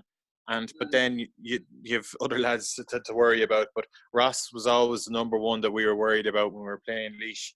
And when you just look at it from the outside, he won a Leinster in 2003, and he's still playing for Laois in 2020, which is just incredible. He is, yeah. It's incredible. Good Lord. Yeah. What a player. Yeah. I remember him winning the Leinsters. Yeah, he would have been playing for who was Mick O'Dwyer, was it, managing them then? That's it. Yeah, Mick O'Dwyer in 2003. Yeah, he was deadly inside, man. They had another lad in with him as well. A lad that Beano, was it? Beano MacDonald and him, the two of them. Yeah. And apparently, if we had seen more of Beano in his 20s, he would be up there with one of the best. Now, he was good, but I think there was a couple of years there that Beano kind of missed out. But like Ross Munnelly is still playing, like 17 years on the bounce. That's unbelievable. Yeah, it's outrageous. Yeah. I think Bino, like when he was underage, played in. I stand corrected on this, but I'm nearly sure he played in 3 All Ireland minor finals in a row. Yeah, that's the man. Yeah, exactly. And I Yeah, heard that he was unbelievable. yeah, great dummies on him as well. Yeah, great sidesteps. But Nice player to Mannion watch. gets the nod. Mannion gets the nod. Like, what does this man not have? Like in 2020, like he's polished up a few little faults he might have had in his game. Jack McCaffrey has said he's the fastest man on the Dublin panel. Like when you're faster than Jack McCaffrey, you must be absolutely lightning. Mm. He's lightning fast. He's so skillful. His shooting has improved so much that he's deadly accurate now with his left peg. Decision making is really, really high. Like when you go through the players who've struggled against him, like the Owen Baughan Gallaghers, the Porrick Hampseys, the Tyrone, and then he single-handedly wins Crokes the championship last year. And I remember there was an incident in training where Johnny McGee, the manager, called us in, and we used to do these little plays because most of the games in Dublin are very low scoring because it's such a tight pitch. And we used to have these little set plays if it's a draw game with a couple of minutes to go. And basically, it was we walked through it anyway. And then the half forwards came in and they were like, "What's the play?" And we were like, "It's basically give the Paul and everybody just get out of the way." And that's how high of esteem we used to have Paul Mannion. Try to get him isolated on someone. Yeah, he's Yeah, dead. isolate him.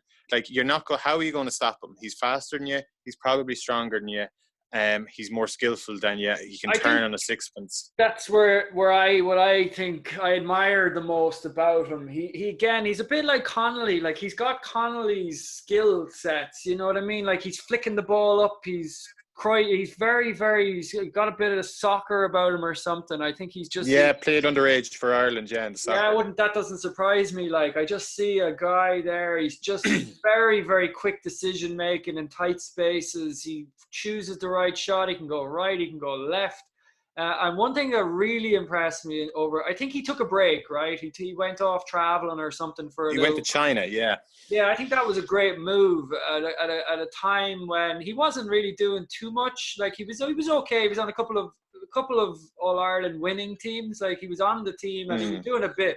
But when he came back from traveling, man, he was like a new man. Like his work rate, his tackling back, his tracking, like he puts in a demon amount of work. And then on the other foot, then he's gonna score 1-4, 1-5 a game, probably. Like yeah, and his work rate and his tackling is just second to none as well. Super impressive when he came back. Like that was really, really impressive. Just that because like that's what you want. You need that. You need someone like he really worked back. You could see him back in the half back line sometimes, you know. But and he's one of these guys who doesn't pride themselves on. He was never a massive scorer growing up, so he's not mad to hit targets. He wants to assist. He takes great pride in assists, working hard, getting the team over the line, which is just invaluable to have on a team. Yeah, top player. Yeah. 100%. You went full forward. You went for Sean McCormack. Big call because the other two lads are savage players, Manny Ford and Paddy Bradley. Yeah, I'll get to Sean and the reasons why. Briefly with Paddy, I don't know if you remember 2006, Paddy Bradley put on probably one of the greatest exhibitions of football. He scored 2-6 against us. I think like 2-4 of it was from play.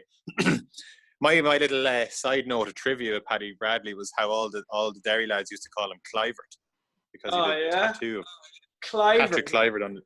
Yeah. That's a great. I love when players are called after footballers. There used to be Hadji. Do you remember Hadji? Did you ever play against? Yeah. Yeah, from Westmeath, and he played a bit of soccer. And then there was Shifo, would be Mark Diffley. I was always jealous of. I wish nobody ever gave me a. Well, actually, David Walsh from Granard, he calls me Pirlo, so I'll take that. You know, that's all right. Yeah, that's an accurate comparison. That's pretty cool. Like I'll take Pirlo. You know, but yeah, it's well warranted. Yeah, Clivert, Clivert. If you're a full forward, that's what you want to be called. Yeah, probably a good idea in '95. Maybe not so much in 2006. But Paddy was the man. He's produced it so often for Derry, and there's a common theme here with Paddy and Matty And I suppose with Desi and Ross as well, and you'll see in the last one, I have a huge appreciation for players who are able to do it, who don't have as much of a supporting cast as, say, other counties. Like, I was reading up stats on Matty Ford there, and there's one championship he scored 854, and they were like knocked out in the second round of Leinster and the third round in the qualifiers, which means he only had like about 6 games to do that. And everyone knew going into a game, you have to stop Matty Ford, or if you go into a game, you have to, if you're playing against Derry, you have to stop Paddy Bradley. And to be able to do that when everybody knows they have to stop you, that's just, I think, brings you to another level. It's like playing Westmeath, stop Desi Dolan, but then Desi still does it. Or stop Ross Munley with Leash, but he still does it. And I think that just brings them to a next level ahead of Jason Sherlock or Bernard Brogan or these guys, because they have a supporting cast. You can't double mark Bernard Brogan because no one's marking Jeremy Connolly then, or no one's marking Dean Rock then. They all have help, where these boys are just nearly carrying a team to a certain degree. I know they've lots of help, but they might not have as much. I know what you're saying. Like your Declan Browns, like these boys. Just have put it, as you said. Like, what did he score? 854 in 5 or 6. It was something outrageous. Like, I think there was one game he scored 116 down in Wexford Park. Went to extra time or something. Yeah, he's kind of like the Wexford Paul Barden. You know what I mean? Like he's that good. You know what I mean? They're going down in history as being one of the greats, of all time. Yeah, and like he was he nominated for one of the best on the RT team of all time, or team of whatever it is, and he's well deserved. Like, and I remember playing against him a few times as well, and like he was just so, he was big, but he was really fast and strong as well. But he was so accurate. Like, when do you see Matty Ford kicking 2 wides in a row? Like, barely ever. They're just lethal. Yeah, they're legends. Like, he'll just go down in history as that's them local young lads going around in the fucking 4x4s. Anyway, Grand Theft Auto. Oh, I tell you, that's what it's like, man. And but you went for Sean. Yeah, and you're probably thinking, how do you follow that up? Sean is probably one of my favorite players ever to play with. And I'll give you an insight. Like, instead of the supporters who look in and to see Sean playing, to play with him, he's just one of the most enjoyable players to play with. He'll make the hard run, or if you want to go left, he'll go right. If you want to go right, he'll go left. He's great vision. He works with you. He does little 1-2s. Can score. He was a great man to talk to during a game as well. Like, if things were going, if I kicked a wide or someone kicked a wide, he'd be keeping it positive next ball. He was just an absolute joy and just supremely talented. Like, there was a few years there, many years, but years in particular, where he was just blowing lads out of the water. I remember in league finals up in Croke Park, league games, championship games with Glenn. And Sean he's one of the best forwards in the country, left and right foot, so unassuming, goes about his job in a dignified way, and just an absolute class person and a class act. Yeah, 100%. And then, like, 3 or 4 years, he would have been getting top scorer for Longford. And he's one of the all-time top scorers in the qualifiers as well. And he probably his career probably isn't as long as others, but it shows you the scores that he was cranking up when he was playing regularly. And just a joy. And like, yourself, sometimes you've chemistry with players and you bounce off each other well. And he was one player that I just loved playing with inside. And who would have been else inside with you? So it'd be you, Sean McCormack, and another. Who would be the another? Another. We'd usually leave 2 inside, so it probably would be Francis McGee, maybe. Yeah, Francis McGee coming in. Then there could have been later years. Robbie could have been in there, or before. Yeah, then there could have been like Jamesy was in there. There's Jamesy Martin in there, and it would have rotated. But it's usually the 2 of us, and then one person coming out then, and joining up. Like, remember Donny McGilligan did that role for a year or 2 as well, where he'd start inside and then just move out and leave a bit of space.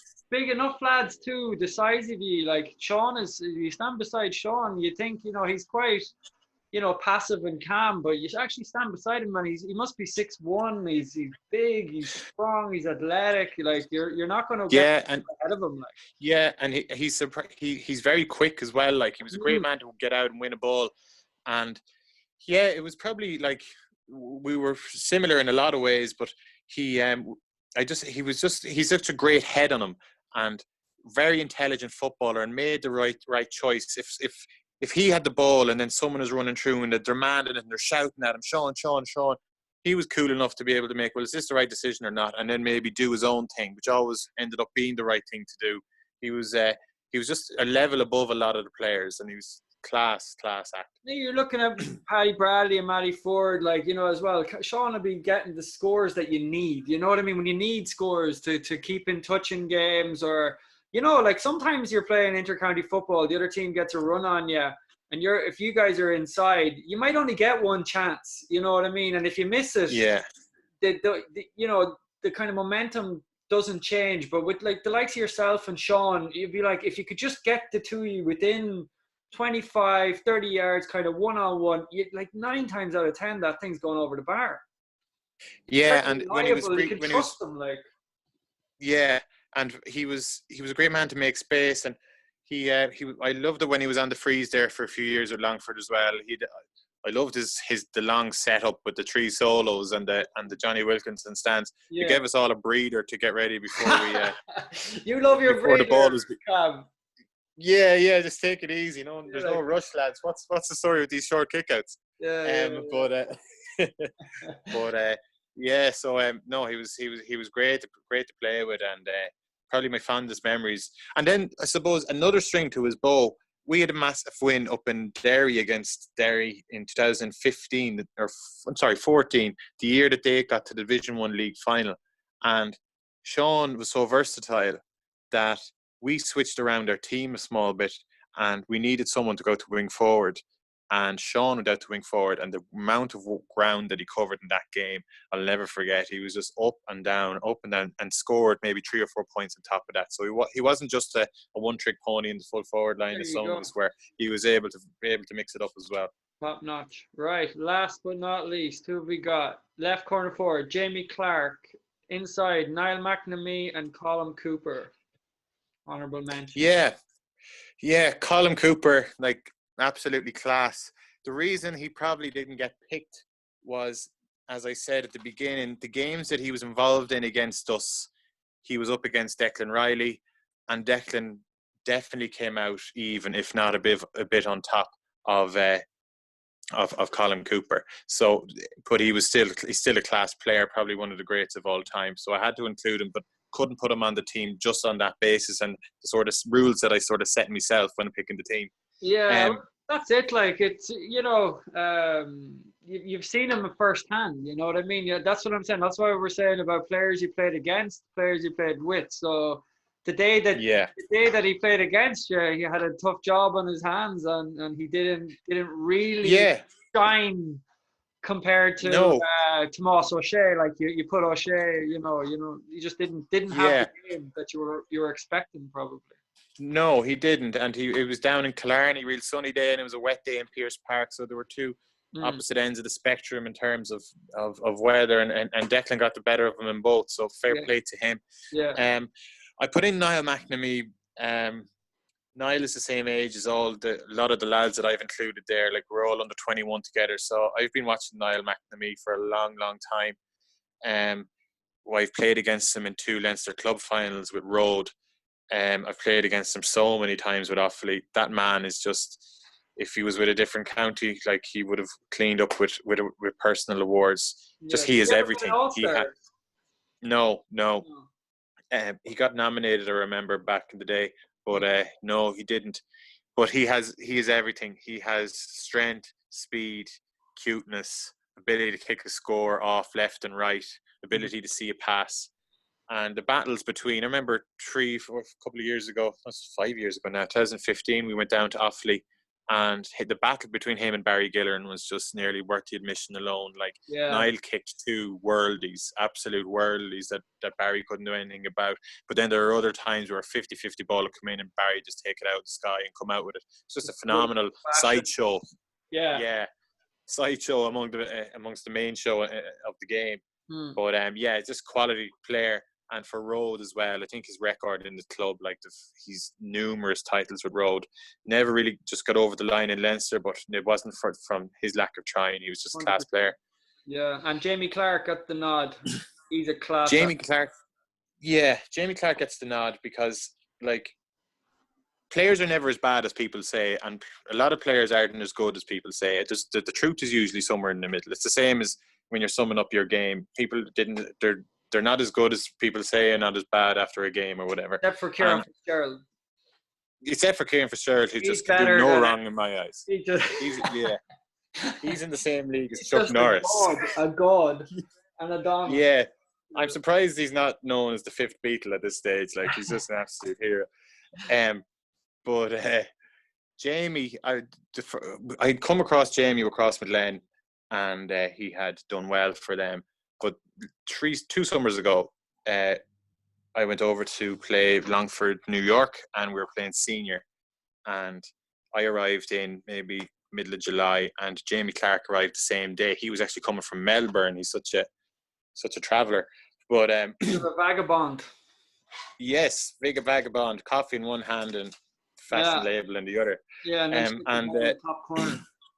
Yeah, but there are very few players who have taken me breath away with just their raw ability, and he is one of them. Like, I've heard and seen him on telly, and I'm like, yeah, he's good. Like, he's very, very good. Probably one of the best. But then when you see what he can do, it's when you train with these guys and you can see the passes that they can pull off or the shots that they can take, and then in the big games to reproduce it as well. It's one thing doing it in training. Like, you know, lots of lads who do really well in training, and then when it comes to the big games. I was the opposite. I hate training. I put in some of my best points are scored at training. I can't seem to do it then whenever I get out in the pitch then. This fella is just, I know, I have a feeling he's just like a bit of a renegade player as well. No fear, just enjoys the game, just enjoys having fun with the ball. You know, that's just yeah. Yeah. And he's he's a very quiet fellow, but he's an amazing self-belief as well. And when a game is coming into the melting pot, he's just like, give me the ball and I'll do the rest. And it's just an amazing belief to have in yourself. Like, a lot of people can say it, but to back it up with 5 minutes to go or 3 minutes to go and say, just give it to me and let me do something with it. And that's what he's able to do. And he's able to get you over the line. He won us the championship in New York that year. And in the final, again, stopped Jamie Clark, he stopped Longford. He scored 8 or 9 points. And the later the game got on, the better he did and the more involved he got in it. How did Leddy get into Longford? How did he get involved with Longford? How did Leddy? Is Micheál Ledwith not doing? Is he running the team or who's? Oh yeah, he's chairman. Yeah, Micheál's chairman. Chairman. Jesus, that was a great coup there. How did you swipe him? Where did you get him from? That was Micheál's charmer. Yeah, Micheál's one of the best connected men in the world. So Micheál, you're alleged to get that man to pull on a freaking Longford jersey. How come nobody put him on their 2000 to 2020 Longford team? I know, yeah. Come on, exactly. Everybody's napping there. Like, this guy should be like first name on the team sheet. What a baller. Should be full back and full forward. Yeah. Shit, Mark. He could take care of Fitzgerald. He wouldn't have any trouble. Fitzgerald would be... Let's not lose the run of ourselves here, Steve. On a merry dance. You know, no, I know we won't lose the run of ourselves, Jamie. Yeah. That might actually, if you actually saw him marking Kieran Fitzgerald, he might not make the team anymore. Yeah, I overrated him. Like Colin Cooper there marking Declan Riley. You know, can't make the team. Right. Yeah. I thought he was good. Yeah. Thought he was good until he came up against Kieran Fitzgerald. All right. Bonastor is Ambrose McGowan. Now, fill me in here. Yeah. Do you know Ambrose? No, not barely, if at all. So, how would you? Where would you need? Ambrose McGowan is from Ballymahan, and you did a lot of work underage with Westmeath GAA. Yeah. And it was a tough. Yeah, and he became involved in one of my most memorable tournaments. Remember the Father Manning Cup, the under-16? Yeah. And it was I had struggled under Longford under 14s, I didn't make it My as a brother, forward. my brother on a Father Manning Cup team, Dave. No, around your He age. could, I think yeah, he could have maybe not. been. Is he he's the guy really good at tennis? Yes, he is actually. Yeah, yeah. I think he Yeah. might have been. Who else was on that team? Mark Smith, no, or any of those boys? No, that's 2 years after me, I'd say. Years after. Okay, I don't know. But anyway, so fill me in anyway. How did it go? Yeah, that Father Manning Cup team, like it was Fergus Kelly, Paddy Dowd, Ah, Paddy Dowd, Shane Mulligan, Sean McCormack, Peter Foy, good. Barry Gilleran probably was coming on at that stage. It was all that nucleus of a team. Kevin Smith, Mm, um, so Enda Williams.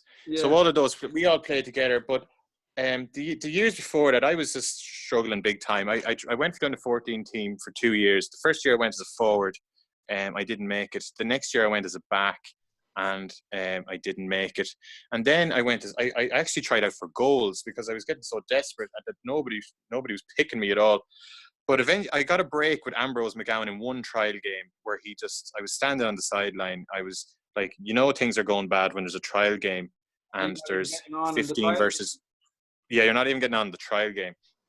And I remember Ambrose just came over to me and had a little chat. I didn't know him at all. He didn't know me. And he says, where would you like to play? And I said, maybe just try wing back or wing forward or something. And he threw me in and he gave me a little bit of confidence. And that's where my sort of football started with Ambrose McGowan. And I'll always be indebted to him for that. And then he introduced me to these guys with an under 16 team. And they were established players, like in terms of schools and Mells and these places. And I just really enjoyed. We won the Father Manning Cup that year. And The thoroughly taste of enjoyed it. victory as well. Taste of victory and started getting a small bit of belief in your own system that you're not just because you're not a famous Longford footballing name doesn't mean that you won't be able to make it. Like, and then the ball started rolling then, and I got reacquainted with Ambrose when he was selector with Glen Ryan as well, and I was going through a tough time with the county at the time, and I remember Ambrose came in and he steadied the ship with me and got me back on track again. Nice. Just in terms of my performances, yeah, and he was just a great man. There's lots of other honourable mentions there, like Jerry Belton and Paddy Mahan and the lads in Arda, James Farrell, Francis Halligan, and then with Luke Dempsey, was always a great fan of him, cool hand Luke. Mm. But they were all great managers, Glenn and Jack Sheedy's. But yeah, Ambrose sticks out with me as like everybody is a player, a person who sort of pushed them. Like I'm sure you have lots of them in your different sports as well. Like that sort of gave you a leg up and gave you a chance, and you always appreciate that person who gave you a chance at the Yeah, beginning. it's often when you need it as well. You know what I mean? When you're not feeling great, or like you said, they're under 16, he was there and you weren't doing well. And then just by chance, he was there again in with Glenn Ryan when you probably needed him again. And he just must have been such an inspiration, you know? Yeah, and he just knew, like as a man manager, he just knew how to click with so many players. Like he's revered and Dramard, I know as well. But he did so well. I just had huge time for him. He just knew what to say at the right time, just to get the most out of you, Man which is a manager. great talent to have. And coaching Barry Horgan. Yeah, Barry Horgan. A lot of the Longford lads will be very familiar with Barry. Barry was an aerobic enthusiast and had us absolutely flying fit. And he had us running unknown to us ourselves. That was his greatest, his talent. He did disguise all the running with these games and mini games. And then suddenly you're after clocking up 10K in a session. And he just made training so much fun. He's actually, because he built up a great reputation here and in DCU. He's over in one of the AFL clubs now, training over there. But when he was with us, he was just amazing. And all the Longford lads, like you never saw Longford lads leaving the panel because of the bad training, because Barry was class. Really, really good. Very important to have fun at training, you know. Then yeah, you need to be enjoying it. Yeah, and running, but still fun. Then selectors Podgy and Niall. Podgy and Niall, yeah, two of the lads that I've looked up to growing up. I remember Niall. It's a funny story. He probably doesn't even remember it. I remember one of my first training sessions. You know the way, like when you're warming up, before the warm up, when you're just kicking balls around, and I was just kicking a few balls over the bar in the top pitch of the Slashers, and Niall just grabbed me by the neck and he says, "Get in behind the goals there and serve your apprentice." So his apprenticeship. So I had to spend maybe a couple of training sessions just kicking the balls out to him. And then I was allowed Niall to kick was them. nicer to me because I wasn't trying to take his place. There's no danger of me taking him. I wasn't a threat to Niall, He was like, Lynchy, you're grand, you're left back. You young fella now, you think you're going to come in here now straight in full forward and take my position? I'm a cult. Yeah. In you go and feed the bear. Yeah. serve your apprenticeship in there. Very good. And then Finn Barboran got the call at Mayor Ishka. Yeah, Finn Barr was a great man to come in, especially in the hot evenings in the summer. Knew you were always crying out for the water. He was like, I'll go down here now, and any chance, or he used to pride himself in coming in at the wrong time, just before you're about to run for a ball or something. And I'm only joking. Finn Barr was great. He was great, and always all the Morans were all the boys. They're always great supporters. And they're the people they're so important to teams. You know what I mean? Like they can't be overlooked. They're the ones that do all those like jobs and actually have the crack, and the managers wouldn't be without them. No, like there's so many of them to mention, and like even the likes of David Hanley from Newtown Castle, he was just an amazing person when he was in the county, so organised and just you never wanted for anything. And there's every manager has lots of them who come in and they're behind the scenes and they're collecting the footballs, and if there's a ball missing, they're going looking for them. You're dead right. And you just have to. They're the people who keep the whole show on the road, and they still help you out whether you're winning or you're losing, and you have to really appreciate that. Exactly, yeah. And when you're down, they're with you, and when you're up, they're with you. Yeah. Exactly. They never leave. You don't see any of them quitting in January. Or getting the gear missing the start of seasons and things like that. They're there from day one to the very last day, win, lose or draw, and yeah. Right. It often baffled me that the guys who'd wait for the gear to come and then they'd head off. Sure. There's no luck in that gear. You're never, that gear is cursed. Yeah, surely there's an easier way of getting gear. Maybe ordering it online yourself or something. Yeah, but there's you're never going to score a good point in those socks. That's just, there's bad karma in those football socks and shorts, All right. Yeah, they're probably We're Go done. on. We're finito. Perfect. Yeah, it was a great chat. Great chat. You're an absolute gentleman. Yeah, likewise, Stephen. Thanks a million for the call. Appreciate the chat. Yeah. Well, hopefully, are you still playing? No, fully retired. So you're leave the it golf course. On the golf course, yeah. You know what you have to do now? Do you know who's living the good life? And you get on very well with them. Do you know Colin Smith? Yeah. I do know Colin well, yeah. Yeah, are you good at the golf? Yeah. I wouldn't be as good as Colin. I hear he's a bit of a shark. Oh, dude, go down there and have a go for an old cup of coffee, get the haircut, and then go off and play 18 holes with Colin Smith. Man, you'll learn something there for sure. I might do a podcast, 24 hours with Colin.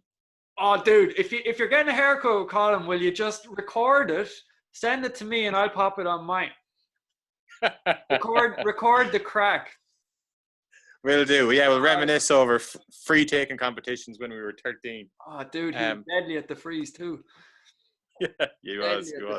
All right, man. We'll talk to you later. Lynchy, thanks a million. Thank you. One, dude. Peace. Mind yourself. Bye. Bye.